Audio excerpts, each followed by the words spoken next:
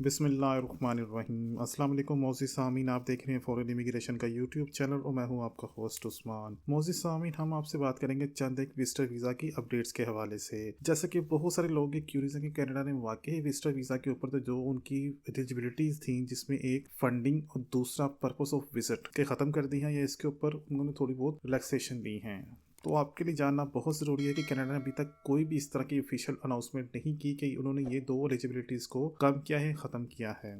बहुत सारे यूट्यूबर्स और बहुत सारे कंसल्टेंट जो लोगों को मिसगाइड कर रहे हैं, कनाडा ने इसके ऊपर जो दो एलिजिबिलिटीज़ थी उनको ख़त्म कर दिया है, तो ऐसी बात बिल्कुल भी नहीं है। कनाडा के इमिग्रेशन मिनिस्टर ने इस बात को डिस्कस किया था प्रेस कॉन्फ्रेंस में, लेकिन अभी तक उसके ऊपर कोई भी हतमी फैसला जो है वो नहीं हुआ और ना ही कोई गवर्नमेंट ऑफ कनाडा की तरफ से इसके ऊपर कोई अनाउंसमेंट आई है। क्योंकि आपको ये चीज़ पता होनी चाहिए कि अगर आप किसी भी कंट्री में विजिट करते हैं तो आपके पास फंडिंग होगी तो विजिट करेंगे, अगर आपके पास फंडिंग नहीं है तो आप विजिट किस तरह से करेंगे। और दूसरी चीज़ ये है कि वो कंट्री आपसे लाजमी चीज़ पूछेगी कि आप जो हमारी कंट्री विजिट करना चाह रहे हैं इसका पर्पस ऑफ विजिट क्या है। विदाउट पर्पस ऑफ विजिट आपको कोई भी कंट्री वीज़ा इशू नहीं करेगी। तो ये चीज़ आपको क्लैरिफाई करनी चाहिए कि अगर आपने किसी कंट्री का विजिट वीज़ा हासिल करना है, चाहे वो कनाडा का है, अमेरिका का है, किसी और कंट्री का है, तो आपको अपनी फंडिंग के ऊपर, अपने करंट अकाउंट्स के ऊपर, अगर आप कोई बिजनेसमैन है, और अपने पर्पस ऑफ विजिट के ऊपर लाजमी काम करना चाहिए। बहुत सारे लोग ये जानना चाहते हैं कि अगर कनाडा से हमें कोई भी स्पॉन्सर लेटर इशू करता है तो क्या हम उसके ऊपर कनाडा का विजिट वीज़ा हासिल कर सकते हैं। तो उसमें आपको जानना बहुत ज़रूरी है कि कोई भी आपको वहाँ से स्पॉन्सर नहीं करता, आपको बल्कि एक इनविटेशन लेटर इशू करता है, जो कि इनविटेशन लेटर इतना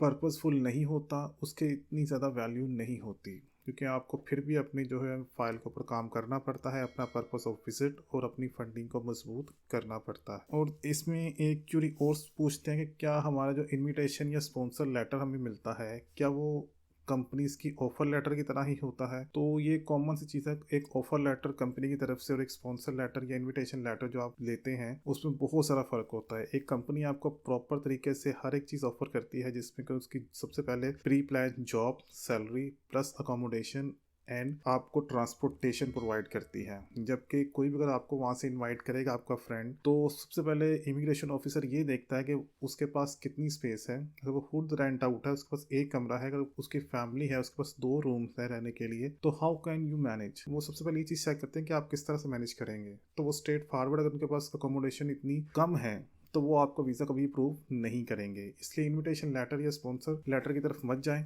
अपनी फाइल पे काम करें और उसको स्ट्रॉन्ग करें। इसके अलावा एक और क्यूरीज आती है कि क्या सिंगल पर्सन का जो है वो विजिट वीज़ा अप्रूव होगा या नहीं होगा। तो सिंगल पर्सन का विजिट वीज़ा अप्रूव होते हैं बहुत सारे केसेस में और नहीं भी होते, लेकिन चांसेस इसमें बहुत कम होते हैं वर्सेस मैरिड पर्सन के, क्योंकि कनाडा में जाकर आप सिंगल पर्सन इजीली वहाँ पे शादी करता है तो वो इजीली वहाँ की कनाडा की इमिग्रेशन हासिल कर लेता है, उसे कोई मुश्किलात का सामना नहीं करना पड़ता, ना ही कोई उसको फंडिंग शो करनी पड़ती है, जॉब है नहीं है, कोई उस चीज़ की उसको टेंशन नहीं होती, वो इजीली कनाडा की इमिग्रेशन हासिल कर लेता है वहाँ पे शादी करने के बाद। इसीलिए कनाडा ये ट्राई करता है कि उनके पास जो भी इमिग्रेंट आता है दूसरी कंट्री से, वो या तो मैरिड हो या उसके पास स्ट्रॉन्ग टाइज मौजूद हो कि वापस अपनी कंट्री में चला जाएगा। इसलिए अगर देखा जाए तो मैरिड पर्सन के वीज़ा लगने के चांसेस 90% होते हैं, जबकि सिंगल पर्सन की फाइल जितनी भी स्ट्रॉन्ग होती है उसके चांसेस फिर भी 50% ही रहते हैं। प्रोसेसिंग टाइम की बात करें विजिटर वीज़ा के हवाले से, तो प्रोसेसिंग टाइम जो है वो अगर वेबसाइट पे चेक करें तो इंडियंस के लिए 3 मंथ्स का है और पाकिस्तानीज के लिए 7 मंथ का है, लेकिन दोनों कंट्रीज के लिए जो सेम प्रोसेसिंग टाइम चल रहा है, एक्चुअली ग्राउंड रियलिटी में वो 1 से 1.5 मंथ के अंदर अंदर उनकी जो फाइल है प्रोसेस हो रही है। रिजल्ट्स भी काफ़ी हद तक बेहतर हैं। जिनकी फाइल स्ट्रॉन्ग है और जिनकी फाइल स्ट्रॉन्ग नहीं है, वीक है, उनके रिजल्ट 50-50 आते हैं, वो उनकी फाइल पे डिपेंड करता है, लेकिन जो रिजल्ट्स हैं वो 1 से 1.5 माह के अंदर अंदर आ रहे हैं। टूरिस्ट वीज़ा के लिए ये अनाउंसमेंट है कि टूरिस्ट के लिए मार्च अप्रैल के बाद कनाडा में समर स्टार्ट हो रहा है और समर में बहुत सारे टूरिस्ट जो है विजिट करते हैं कनाडा का, तो कनाडा की इकोनॉमी के लिए भी उनके टूरिज्म बहुत ज़्यादा वैल्यू रखता है, तो आपको लाजमी टूरिज्म के लिए उनका वीज़ा अप्लाई करना चाहिए। समर में अपना प्लान करें होटल बुकिंग के साथ, आप डेफिनेटली वहाँ का वीज़ा हासिल करेंगे। उम्मीद करता हूँ आपको हमारी चंद एक अपडेट्स पसंद आई होंगी। अपना ख्याल रखिएगा। अल्लाह हाफिज़।